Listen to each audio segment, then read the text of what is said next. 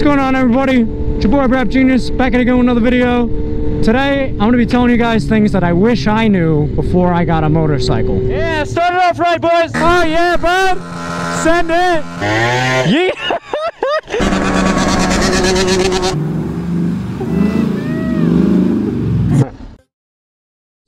This is a pretty important topic, and if you guys are watching this, you probably don't have a motorcycle yet. And if you do, you'll probably agree with what I'm going to say. Haha. So, before you even think about getting a bike, the most important thing when it comes to getting a motorcycle, in my opinion, is taking the motorcycle safety course. Now, I was lucky, I did know about this before I got into riding street, but a lot of people that I talk to don't know what it is, or they blow it off. In my opinion, it is extremely worth the investment that it takes. I think it's like $200, maybe $250, and what you get to do is you go out and you ride a motorcycle all weekend, and they teach you the ins and outs of riding, what's safe.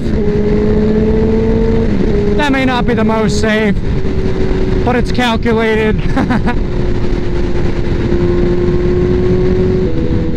What's up, buddy?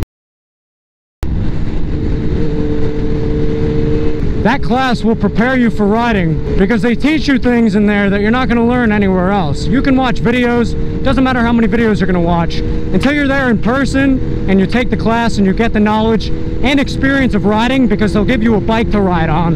And as long as you don't mess up, you're going to get your license, and it's very, very, very easy to pass. And that's a big thing too that a lot of people don't know, is the MSF course, you get your license on the spot. A lot of people are like, I'm not paying the money for that class, I don't want to do that, I'm going to go take the test myself at a DMV, which you can do, but if you have a sport bike, it is extremely hard to pass because you have to do these really tight circles that most experienced riders aren't able to do on a sport bike.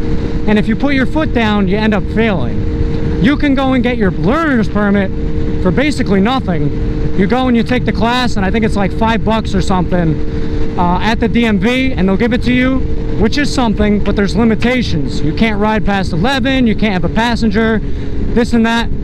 And after a certain amount of time, it expires. So then you're gonna have to keep retaking it. So in my opinion, you're better off just taking the MSF course and getting all of that out of the way. Now, another thing I wish I knew before riding is the kind of bike to get. And this varies for everybody, and this is why I want you guys to do research on the kind of bike that's right for you. Different strokes for different folks, right?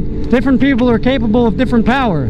If you've never ridden anything before, jumping right onto a 1000cc motorcycle, it's probably not your best move. But if you've been riding dirt bikes for a long time, and you can handle the power of a 250 two-stroke, jumping onto a 600 isn't the end of the world. My first motorcycle was a Kawasaki Ninja 650.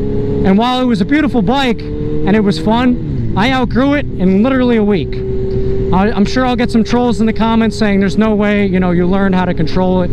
My full control of the bike wasn't there after a week, but I was bored of the power after a week, which is dangerous. It's better to drive a slower bike fast than a fast bike slow, which I learned when I upgraded, because something else that you guys will learn is you don't want to upgrade too soon.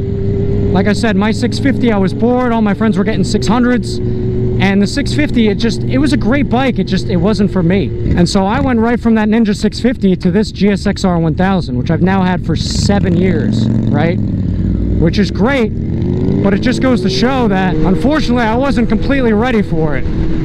When I went from that 650, I only had it for 4 or 5 months before I sold it and then bought my GSXR 1000. And when I hopped on this bike, I was like, whoa, it is a huge jump up going from a 650 to 1000. Especially with a bike like this. This bike doesn't have any of the safety modes that the newer bikes have. It's a 2005. So while I personally don't like the new technology on the bikes, a lot of you guys probably do. And that's something else that I want you to be aware of, and something I wish I knew about before, is the technology. If you guys want to get a faster bike to start on, I'm not going to say no, but if you're going to do it, I would highly recommend something newer that has a lot of safety features. A lot of these newer bikes you guys can invest in for yourselves, they have technology. They have wheelie control, traction control, which is huge, ABS, all these different modes, rider modes to control the power, so you can grow into the bike. And while I don't like those because I feel like I'm paying more money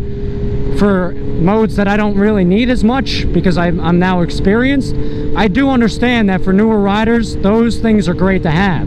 Something else I wish I knew before I got into riding is how expensive it is. You're like, oh, I could buy a used bike for $3 grand, buy a helmet for $100. Yeah, that's what you tell yourself. I've spent tens of thousands of dollars at this point in my life on motorcycles and gear and everything. And, you know, I also use it as a hobby. And you gotta live your life a little bit too, you know what I mean? You only live on this earth once. So all the stuff that I've spent money on, it's worth it to me, but I will say it's definitely an expensive hobby. So make sure you guys have some money saved where you're ready to save money to be able to buy the things that you want for your bike, either for upgrades, gear, a different kind of bike, whatever it may be. Something else I wish I knew before I got into riding, which would have made my life a lot easier, is how dope this community is. There's definitely some toxicity in some areas of it, but for the most part, man, it doesn't matter what you ride. Just the fact that you're on two wheels makes you a part of this lifestyle, and most people respect that. And because of that, you can make friends pretty much anywhere if you're on two wheels. The amount of friends that I've made from motorcycles is unexplainable. On YouTube and TikTok, I've literally talked to tens of thousands of people. I have 100,000+ followers on TikTok. At the time of this video, like 26,000 friends on YouTube. And real life, in person, hanging out with people, you know, 100, probably 100+ that I hang out with. And it's so cool. And it really broke me out of my shell because I was very reserved when I was younger. I didn't know how to talk to people, how to make friends. And now I'm a complete 180. I can make friends with anybody. And that's something I wish I knew because I probably would have pushed for it to happen sooner if I knew what that was going to do and impact my life. How freeing these bikes are, you guys have probably heard that, but until you experience it for yourself, man, it is a feeling like no other. When you can just hop on a bike, the amount of stress relief these things give you is unbelievable. And it's such a powerful outlet. It's a positive way to release all the stress that's in your life. You don't have to do drugs. You don't have to be an alcoholic. You can go out there and just ride a motorcycle. And if you guys are going through anything in your lives, this is a great way to deal with that. As long as you can manage your emotions and not use it to go, you know, 150 miles an hour splitting lanes. Myself. Which I'm good at now, but when I was younger in my earlier 20s, you know, I wasn't as smart. Also, something else I wish I knew, and this goes to go with safety, is how dangerous these things really are. You know, you watch videos of people splitting lanes at 150 miles an hour and people running from cops and you think it's cool. But you know what, man? It's not worth it. And you guys aren't going to want to hear that. But I'm telling you, until you see somebody you know go down, running from a cop, or just in general, it really changes your perception of it all. It makes you realize how vulnerable we really are as humans. And as much as these bikes do for us, you know, it could take it away in literally a second. So you have to respect the bikes and respect the bike life. Those are just a few things that have popped into my head. Hopefully this video helped you guys. If it did, let me know by hitting the like button. Hit subscribe if you haven't already. And I will see you guys in the next one. Peace.